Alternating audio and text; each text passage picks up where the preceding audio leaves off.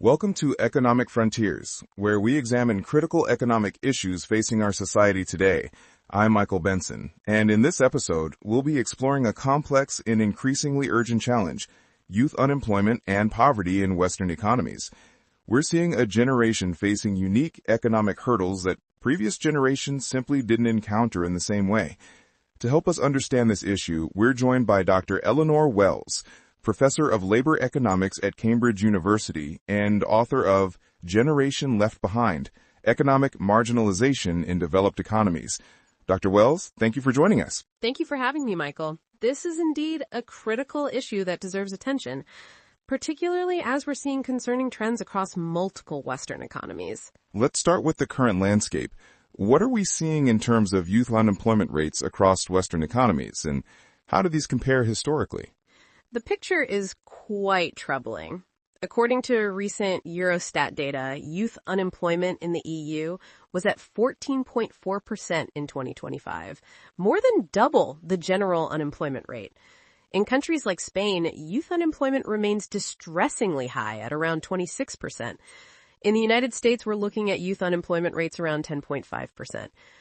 What's particularly concerning is that these figures actually mask deeper issues because they don't account for underemployment or those who've dropped out of the labor force entirely. And how does this compare to previous generations? That's where we see a stark contrast. Young people today face a significantly more challenging labor market entry than their parents did. In the 1980s and 1990s, the transition from education to stable employment was more linear. Today's youth are encountering what economists call labor market scarring, where early career setbacks lead to lower lifetime earnings. Studies show that those who enter the job market during economic downturns can experience wage penalties that persist for 10 to 15 years.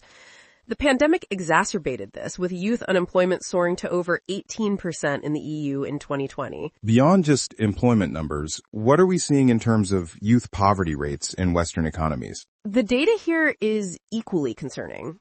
Across OECD countries, about 12% of young people between 18 and 25 live in relative poverty, compared to 11% for the total population.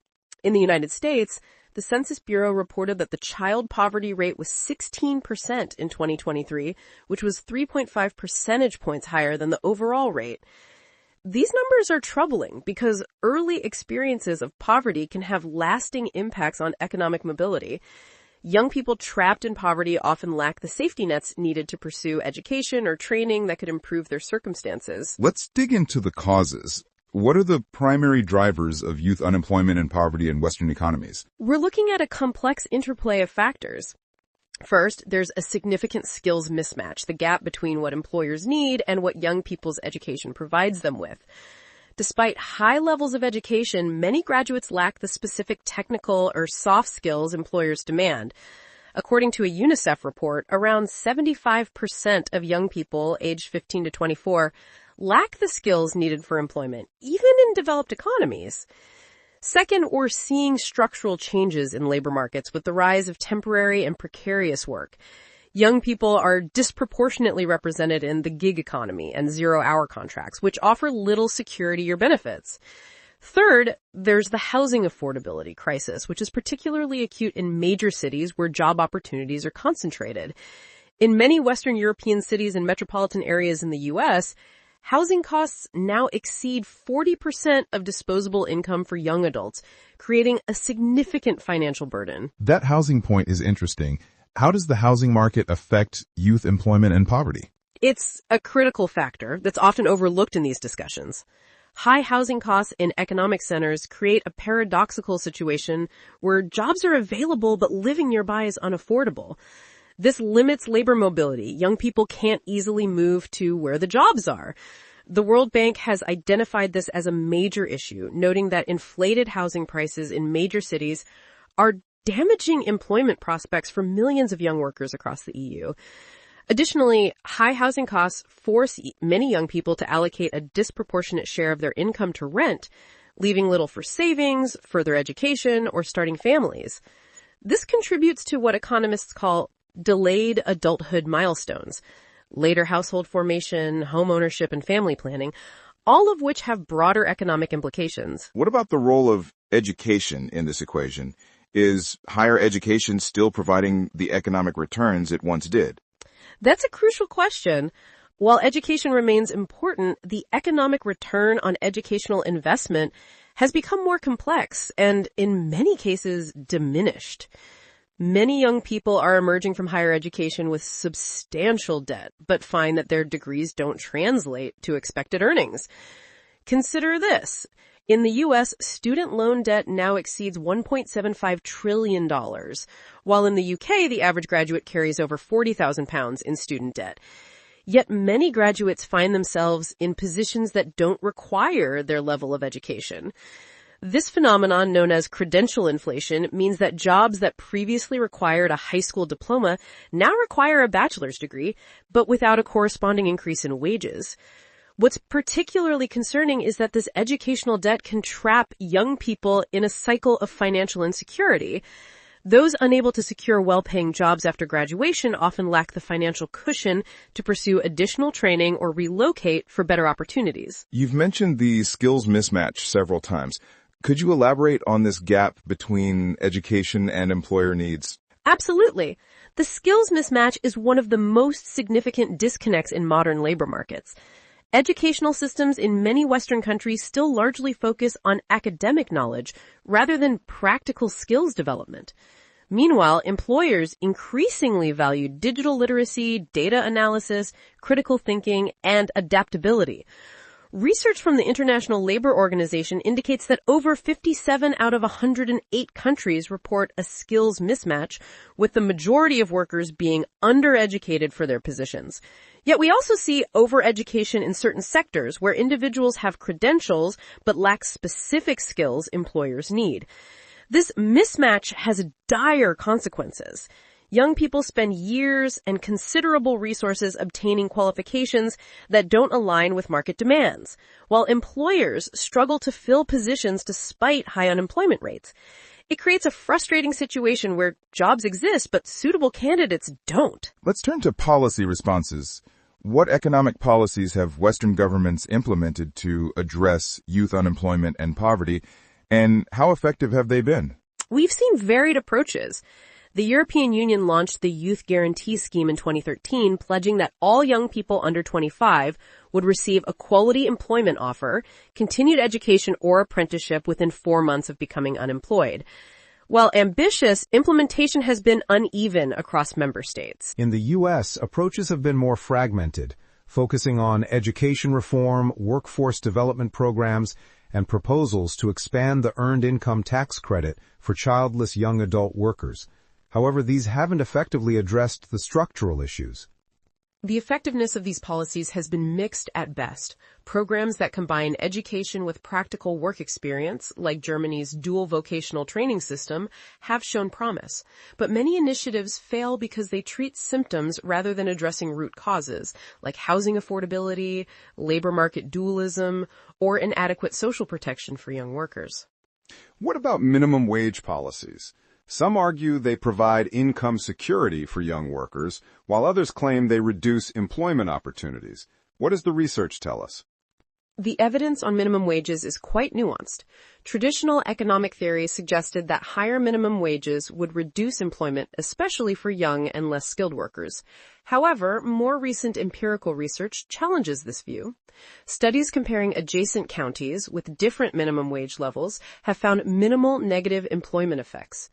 That said, the impact varies by local economic conditions, industry structure, and how high the minimum wage is set relative to median wages. What's clear is that minimum wages alone aren't sufficient. They need to be part of a comprehensive approach that includes education reform, targeted skills training, and robust social protection systems. Without addressing structural issues like housing affordability and labor market segmentation, minimum wage increases provide limited relief. You mentioned social protection systems. Many European countries have stronger safety nets than the United States. Has this made a difference in youth unemployment and poverty outcomes? It has, but the relationship isn't straightforward. Countries with robust social protection systems like Sweden and Denmark do show lower levels of youth poverty, around 9 to 10% compared to 16% in the U.S. These systems provide income support, housing assistance, and healthcare access that prevent temporary unemployment from spiraling into persistent poverty. However, some argue that overly generous benefits can create dependency or reduce work incentives. The research doesn't strongly support this concern, especially when benefits are designed with appropriate work incentives and time limitations. What seems most effective are systems that combine income support with strong active labor market policies, job search assistance, training programs, and wage subsidies for employers who hire young workers.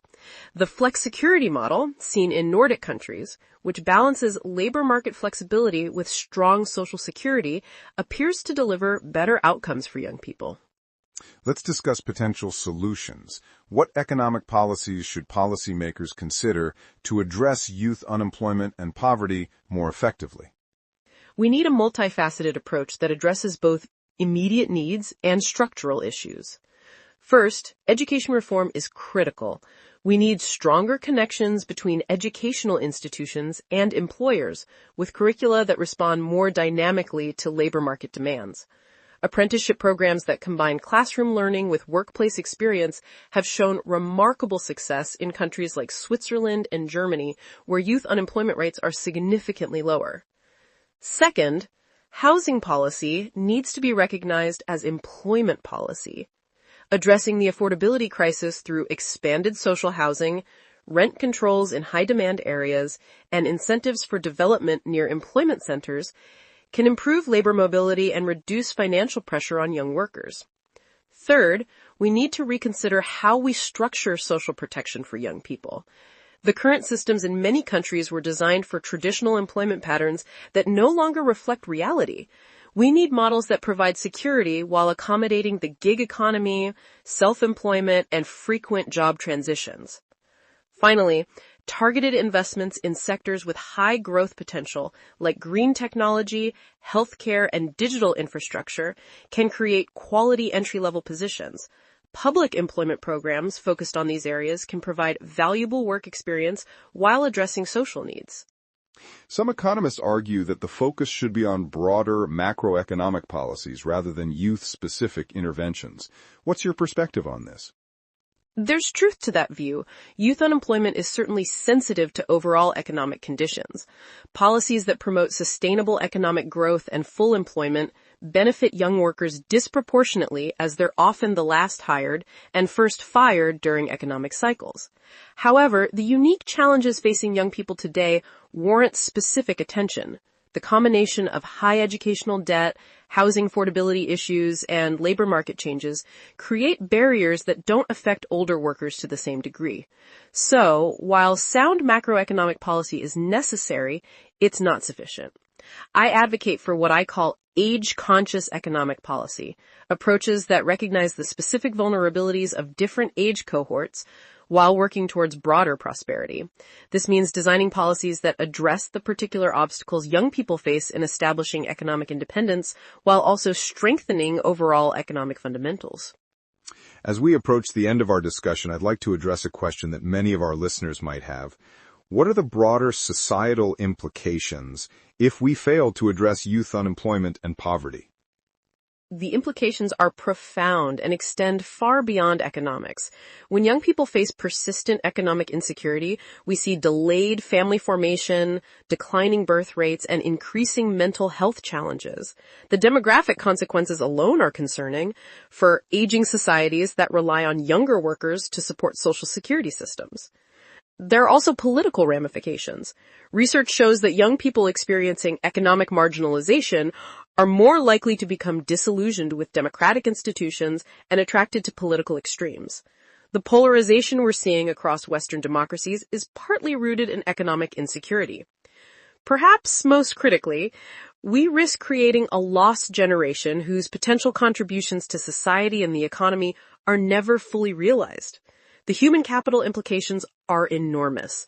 Talents undeveloped, innovations never created, productivity gains foregone. The cost of inaction far exceeds the investment required for effective solutions. Those are sobering considerations. To conclude, what message would you like to leave with policymakers and the public about addressing youth unemployment and poverty? I would emphasize that this isn't just a youth issue. It's a societal issue with intergenerational consequences. When young people succeed economically, everyone benefits from their productivity, innovation, and social contributions. The solutions require political courage and long-term thinking. We need to move beyond ideological debates about state versus market and instead focus on evidence-based approaches that combine the strengths of both. Countries that have successfully addressed youth unemployment have typically pursued pragmatic policies that cross traditional political divides. Finally, we need to involve young people themselves in developing these solutions. Too often policies affecting youth are designed without their meaningful participation. Their insights into the barriers they face and the opportunities they need are invaluable for creating effective interventions. Dr. Eleanor Wells, thank you for this insightful discussion. You've given us much to consider about the challenges facing young people in Western economies and potential pathways forward. Thank you, Michael. These issues are complex, but solvable with sufficient political will and strategic investment. I hope our conversation contributes to greater awareness and more effective responses. You've been listening to Economic Frontiers. I'm Michael Benson, and today we've been discussing youth unemployment and poverty in Western economies with Dr. Eleanor Wells. Join us next time as we continue to explore the economic challenges and opportunities shaping our future. Thank you for listening.